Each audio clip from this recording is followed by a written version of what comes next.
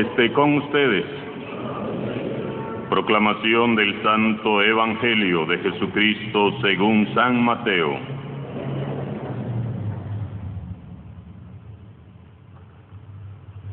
En aquel tiempo, inmediatamente después de la multiplicación de los panes, Jesús hizo que sus discípulos subieran a la barca y se dirigieran a la otra orilla, mientras Él despedía a la gente. Después de despedirla, subió al monte a solas para orar. Llegada la noche, estaba Él solo allí.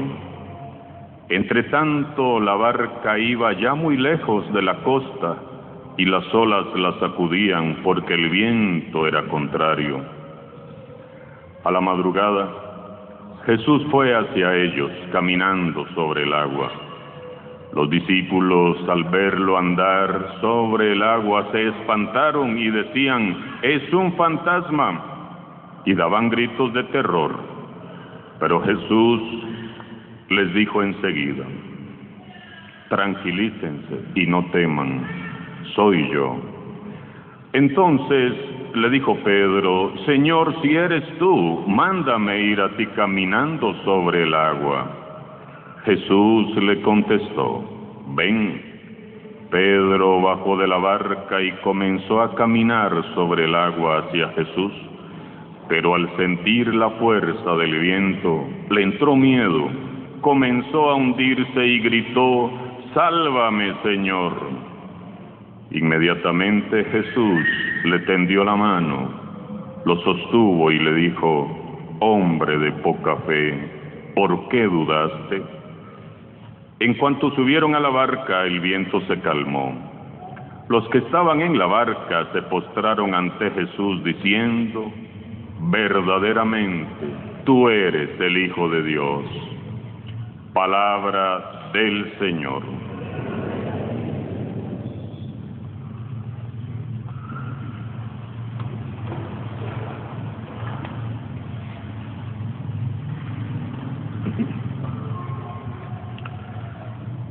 El Evangelio de hoy nos presenta el episodio de Jesús que camina sobre las aguas del lago de Galilea.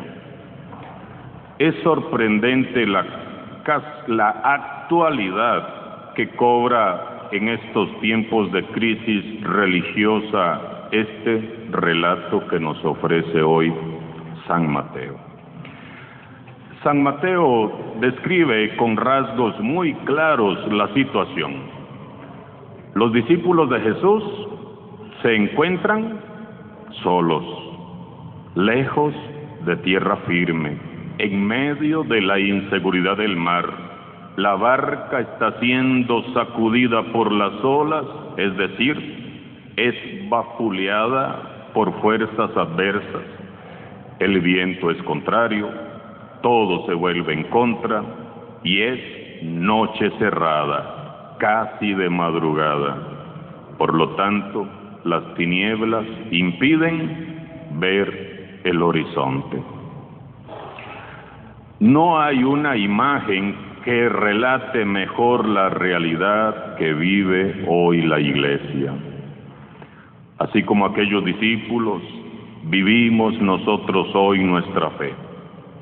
Solos, Jesús ha ascendido al cielo, lejos de tierra firme, no hay seguridad de nada, no hay certezas religiosas, todo se ha vuelto confuso, los valores ya no son los mismos para todos, cada quien tiene sus propios valores, todo se ha vuelto oscuro, dudoso, confuso.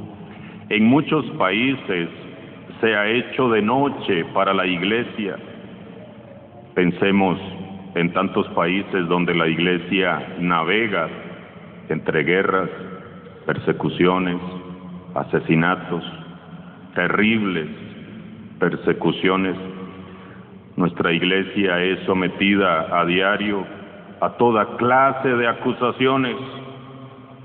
Nuestra Iglesia está siendo sometida a diario a insultos, a sospechas. La persecución y el desprecio hacia nuestra iglesia es cada vez más violenta. Los vientos son contrarios.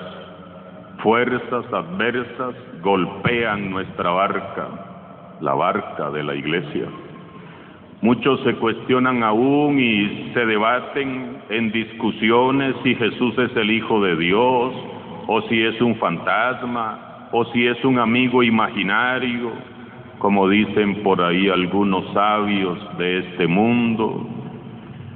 En medio de este panorama sombrío, y pudiéramos seguir sacando más sombras y más tempestades a las que nuestra iglesia se está viendo sometida, en medio de este panorama sombrío, ¿qué debemos de hacer?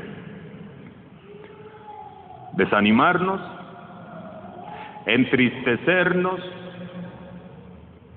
¿No volver a nada? ¿Decir que no vale la pena? ¿Enojarnos? ¿Dudar acaso también? ¿Darle espacio y cabida a la impotencia y llenarnos nosotros también de indiferencia ante tanta fuerza adversa que arremete contra la iglesia? ¿Qué vas a hacer como cristiano? ¿Qué vas a hacer como cristiana? ¿Dudar como Pedro y comenzar a hundirte? Nada de eso. Todos y cada uno de nosotros debemos de fijar la mirada más que nunca en Jesús, el Hijo de Dios, que vivo y resucitado camina ya no sobre el mar, sino sobre el mal, porque Jesús el Señor lo ha vencido totalmente en la cruz. Centremos hoy nuestra mirada en ese Cristo vivo y victorioso que conduce a la iglesia en medio de las peores tormentas y supera toda adversidad y supera toda fuerza adversa. Y para centrarnos en Jesús, meditemos en este hermoso pasaje del Evangelio. Veamos entonces qué fue lo que sucedió. Recuerdan que Jesús acaba de multiplicar los panes y los peces. Todos habían comido, todos se habían saciado, todos estaban satisfechos. El entusiasmo de la gente empezó a crecer hacia la figura de Jesús, y era tanto el entusiasmo que algunos ya estaban pensando en convertirlo en un rey político. Por eso Jesús, y así dice el texto original, ordenó a los discípulos que se subieran a la barca para que le esperaran en la otra orilla. ¿Por qué hizo esto Jesús? ¿Por qué les ordenó que se alejaran? Porque Él no quiere que los suyos se acomoden en zonas de confort que matan la espiritualidad y el dinamismo cristiano. Jesús no quiere que ninguno de nosotros sirva en su iglesia motivados por el deseo de alcanzar prestigio, fama, éxito o bienestar personal. Claro, los discípulos escucharon cuando decían que iban a proclamar rey a Jesús. Y seguro dijeron, si a Jesús lo hacen rey, yo mínimo príncipe voy a ser. ¿Y qué dijo Jesús? Háganme el favor, agarren su barquita y se me van todos mientras despido a esta gente. Este sería el primer punto en el cual debemos hoy centrar la mirada. Si queremos vencer en medio de las tormentas que arrecian contra la iglesia, debemos recordar cuál es el camino que nos ha mostrado Jesús. ¿Cuál es? ¿Cuál es el camino que nos ha mostrado Jesús? La humildad. Ese es el camino que nos ha mostrado, la humildad. No serviremos a Dios para recibir honores, no lo servimos para eso, para recibir honores, aplausos, dignidades, sino para gloria y honra del Señor. Jesús ordena a sus discípulos que se marchen para que no caigan en la tentación de la vanagloria, de la presunción, de la vanidad. Imaginémonos a los apóstoles cuando se dieron cuenta que Jesús iba a ser proclamado rey, y ellos seguramente así codeándose uno al otro. Yo ando con Jesús, a mí si hubieran celulares en ese tiempo ya seguro tomándose selfies con la gente. Y entonces Jesús los aleja. Dice, no, nada de presunción, nada de vanagloria, no caigamos en la tentación. Alejémonos nosotros también de toda tentación que nos haga olvidar el camino que nos ha mostrado el Señor. Nuestro camino ya lo trazó Jesús, y es el camino de la humildad y la sencillez. Una vez que ha despedido a la muchedumbre, ¿qué dice el texto? Jesús se retira a solas al monte para orar. Otro punto que debemos de enfocar muy bien si queremos permanecer y perseverar en esta iglesia, ¿cuál es? La oración. La oración. Jesús se retira a orar a solas porque es en el silencio donde se nos manifiesta el Señor. Lo hemos escuchado en la primera lectura. Después del viento huracanado, del terremoto y del fuego, Elías escuchó el murmullo de una suave brisa. Entonces se cubrió la cabeza y salió para encontrarse con el Señor, porque el Señor no estuvo ni en el terremoto, ni en el fuego, ni en el viento huracanado, sino en una suave brisa. En medio de este mundo convulso, sumamente ruidoso, donde el celular y el internet son los amos y señores de las personas, cuánto bien nos vendría hacer silencio para escuchar a Dios. Cuánto bien nos haría ser como Jesús, que se retiraba a encontrarse con su Padre en el silencio de la noche.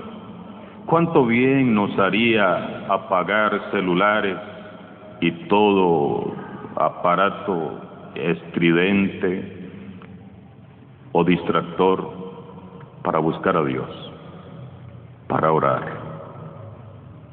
como estamos en este momento, en este templo, atentos a la palabra, orando, en el silencio, permitiendo que la palabra penetre lo más profundo de nuestros corazones como espada de doble filo. Ese Dios amoroso, Padre bueno, que nos espera así en el silencio del corazón. Y mientras Jesús ora en medio de la noche, sobre el lago se desencadena un fuerte viento, acompañado, seguramente, no lo dice el texto, pero seguramente acompañado de relámpagos, de truenos, y la barca de los apóstoles es zarandeada entre las olas. Es fácil que nos imaginemos el resto. El agua comienza a inundar la barca, los discípulos empiezan a llenarse de miedo. Algunos de ellos eran realmente expertos pescadores y sabían lo temibles que podían ser las tormentas en el mar. Entonces Jesús, que todo lo sabe, viene a su encuentro cuando ya era de madrugada y viene caminando sobre el agua. Y los discípulos, cautivos ya de la desesperación, creyendo que se trataba de un fantasma, comenzaron a gritar de terror. Jesús los anima diciendo: ánimo, tranquilícense, no teman, soy yo. Pedro, queriendo cerciorarse de que era Jesús, dice: Señor, si eres tú, mándame ir a ti caminando sobre el agua. Pedro es prudente, no quiere tentar ni desafiar a Dios, sino que espera el mandato divino. Jesús le dice: ven. Él desciende y efectivamente camina sobre las aguas hacia Jesús. La respuesta confiada y rápida a la llamada del Señor nos hará siempre hacer cosas extraordinarias. Jesús mismo lo aseguró: todo es posible para el que cree. Lo que sucede en el corazón de Pedro después, nadie lo sabe. San Mateo dice que dudó y comenzó a hundirse. Pero lo que no sabemos es, ¿por qué dudó? ¿O de quién dudó? ¿De Jesús o de sí mismo? ¿De quién dudó? ¿Qué lo distrajo que empezó a hundirse? El hecho es que después de unos cuantos pasos, Pedro comienza a hundirse, y esto nos ha pasado a todos. Al mirar las oscuridades que acechan la barca de nuestra iglesia, muchos comenzamos a llenarnos de dudas. Muchos cristianos, al ver la oscuridad y la tormenta que arrecia contra la barca de la iglesia, han empezado a llenarse de miedo y se han empezado a hundir. Hemos visto cómo se tambalea nuestra fe en el Señor. Pedro al menos reaccionó y tuvo tiempo de gritar a Jesús: ¡sálvame, Señor! Jesús extendió la mano, lo tiró hacia arriba y le dijo: hombre de poca fe, ¿por qué has dudado? Subieron a la barca y la tormenta se calmó. Entonces todos, impresionados, cayeron de rodillas, exclamando: realmente eres el Hijo de Dios. Hermanos y hermanas, el Evangelio no ha sido escrito para ser contado, sino para ser revivido. Cada vez que una persona lo escucha con el corazón abierto, pasa de ser un espectador a ser un protagonista que toma parte en la historia de la salvación. El Evangelio es la buena noticia de Dios, y es buena noticia de Dios para todos nosotros hoy también reunidos como comunidad parroquial. Jesús no estaba lejano ni ausente cuando se formó la tormenta. Hoy, como aquella noche, Jesús camina a nuestro lado, guiando a su iglesia. Lo crea usted o no lo crea, Él camina a nuestro lado. Y les repito, no solo camina sobre el mar, sino que también camina sobre el mal al cual ha vencido categóricamente en la cruz. ¿Sabía Jesús que se iba a formar una tormenta cuando le ordenó a sus discípulos que se fueran a la otra orilla? Sí, Él es Dios, Él todo lo sabe. ¿Sabía Jesús que nosotros los cristianos de este siglo, de este momento, de este contexto, íbamos a enfrentar estas fuerzas adversas que arrecian contra la iglesia? ¿Sabía eso Jesús? Claro que lo sabía. Por eso me confió a mí, Padre Adrián Martín de la Trinidad, y por eso te confío a ti, que estás ahí sentado, el don de custodiar esta iglesia en este tiempo. Somos los depositarios y los responsables de esta iglesia en este tiempo. Jesús bien pudo calmar la tormenta desde lejos, claro que lo pudo haber hecho, pero no lo hizo.